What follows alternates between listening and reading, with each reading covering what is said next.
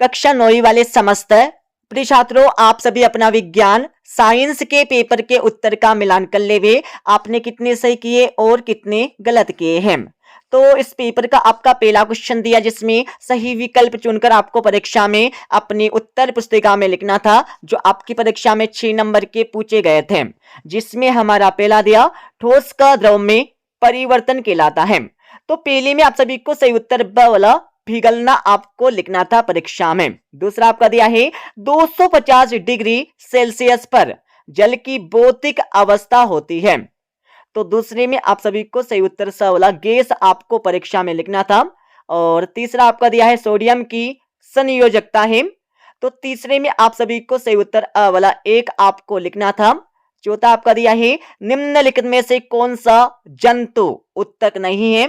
तो चौथे में आप सभी को सही उत्तर द वाला आपको करेक्ट आंसर परीक्षा में लिखना था। पांचवा आपका दिया है वेग समय ग्राफ का क्षेत्रफल दर्शाता है। तो पांचवें में आप सभी को सही उत्तर ब वाला विस्थापन आपको लिखना था। छठा आपका दिया है ध्वनि की तारत्व निर्भर करता है। तो छठे में आप सभी को सही उत्तर ब वाला आवृत्ति आपको लिखना था। तो इस प्रकार से आप सभी अपने उत्तर की जांच कर लेवे। दूसरे क्वेश्चन में आप सभी को रिक्त स्थानों की पूर्ति कर परीक्षा में अपनी उत्तर पुस्तिका में लिखना था, जो आपकी परीक्षा में 6 नंबर के पूछे गए थे। जिसमें हमारा पहला दिया 2 या 2 से अधिक पदार्थों का समांगी मिश्रण क्या कहलाता है। तो पहले में आपको सही उत्तर विलयन आपको लिखना था, जो आपने परीक्षा में लिख दिया होगा। दूसरा आपका दिया है किसको जीवन की एक मूलभूत संरचनात्मक एवं क्रियात्मक इकाई है। तो दूसरे में आप सभी को सही उत्तर कोशिका आपको परीक्षा में लिखना था, जो आपने लिख दिया होगा।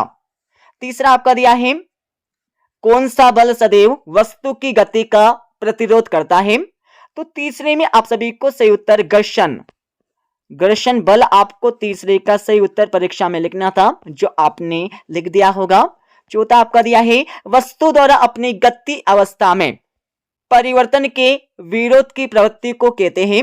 तो चौथे में आप सभी को सही उत्तर जड़त्व आपको परीक्षा में लिखना था, जो आपने लिख दिया होगा। ठीक है, जड़त्व।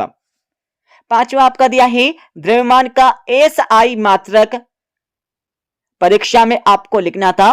तो पांचवे में आपको सही उत्तर किलोग्राम आपको परीक्षा में द्रव्यमान का एसआई मात्रक लिखना था। छठा आपका दिया है ध्वनि संचरण के लिए की आवश्यकता होती है। तो छठे में आप सभी को सही उत्तर माध्यम आपको परीक्षा में लिखना था, जो आपने लिख दिया होगा। तीसरे क्वेश्चन में आप सभी को सत्य या असत्य बताकर परीक्षा में लिखना था, जो आपकी परीक्षा में 6 नंबर के पूछे गए थे। जिसमें हमारा पहला दिया कप की अपेक्षा प्लेट में चाय देर तक गर्म रहती है। तो पहला आपको असत्य लगाना था। दूसरा आपका दिया है निलंबन एक विषमांगी मिश्रण होता है। तो दूसरे में आपको यहां पर सत्य लगाना था। और तीसरा आपका दिया है किसी यौगिक में तत्व सदैव एक निश्चित द्रव्यमानों के अनुपात में विद्यमान होते हैं। तो तीसरा आपको सत्य लगाना था। चौथा आपका दिया है किरणों की खोज ई गोल्डस्टीन ने की थी। तो चौथा आपको यहां पर सत्य लगाना था। पांचवा आपका दिया है डीएनए के क्रियात्मक खंड को जीन कहते हैं। तो पांचवा आपको बिल्कुल सत्य लगाना था। और छठा आपका दिया है किसी बल द्वारा किया गया कार्य हमेशा धनात्मक होता है। तो छठा आपको असत्य लगाना था। तो इस प्रकार से आप सभी अपने उत्तर की जांच कर लेवे। चौथे क्वेश्चन में आप सभी को यहां पर सही जोड़ी बनाकर परीक्षा में लिखना था, जो आपकी परीक्षा में 6 नंबर की पूछी गई थी। तो सही जोड़ी का मिलान आप सभी कर लेवे। निश्चित आकार व आयतन, इसमें आपको बी वाला ठोस आपको लिखना था। कोशिका का ऊर्जाग्रह, इसमें आपको ए वाला माइटोकॉन्ड्रिया आपको लिखना था। गुरुत्वाकर्षण का नियम, इसमें आपको सी वाला न्यूटन आपको लिखना था। गुरुत्वीकरण, तो इसमें आपको जी वाला लिखना था। जी वाला आपको इसमें चौथे में सही उत्तर लिखना था। कार्य करने की दर, इसमें आपको शक्ति आपको लिखना था। नाइट्रोजन और फास्फोरस, इसमें आपको डी वाला वृहत पोषक तत्व लिखना था। तो इस प्रकार से आप सभी अपने उत्तर की जांच कर लेवे। और पांचवें क्वेश्चन में आप सभी को एक शब्द या एक वाक्य में उत्तर परीक्षा में लिखना था, जो आपकी परीक्षा में 6 नंबर के पूछे गए थे, जिसमें हमारा पहला दिया कोशिका की खोज किसने की थी। तो पहले में आप सभी को सही उत्तर रॉबर्ट हुक आपको लिखना था, जो आपने परीक्षा में लिख दिया होगा। और दूसरा आपका दिया है बल का SI मात्रक लिखिए। तो दूसरे में आप सभी को सही उत्तर न्यूटन आपको परीक्षा में लिखना था, जो आपने लिख दिया होगा। तीसरा आपका दिया है असमान द्रव्यमान की दो वस्तुएं समान वेग से गतिमान है, तो किसका संवेग ज्यादा होगा। तो तीसरे में आपको परीक्षा में लिखना था भारी वस्तु का संवेग हल्की वस्तु से अधिक या ज्यादा होगा। ठीक है, आपको परीक्षा में लिखना था, जो आपने लिख दिया होगा। चौथे में आप सभी को बेस का वैज्ञानिक नाम आपको परीक्षा में लिखना था। तो चौथे में आपको बुबलिस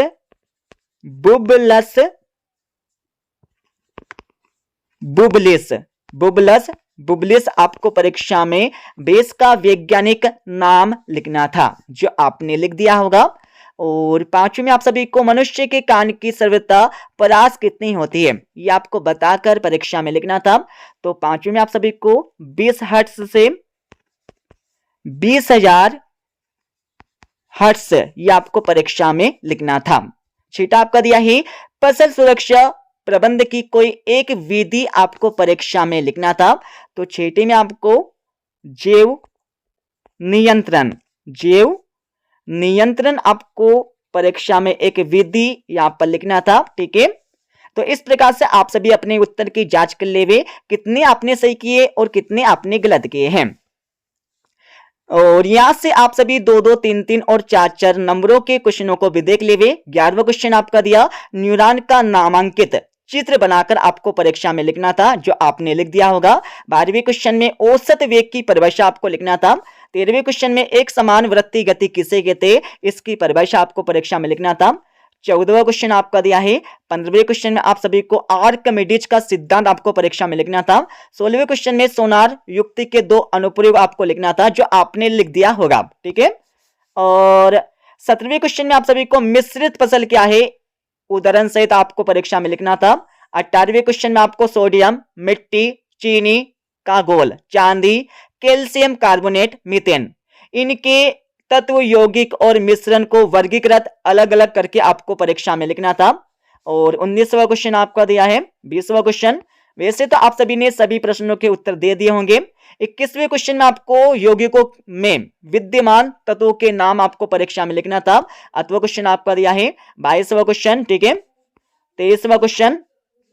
तो इस प्रकार से ऑलमोस्ट आपने सभी क्वेश्चनों के उत्तर परीक्षा में लिख दिया होगा। ठीक है, तो आप सभी अपने उत्तर की जांच कर लेवे, कितने आपने सही किए और कितने आपने गलत किए हैं। ठीक है, मिलते अगले वीडियो में।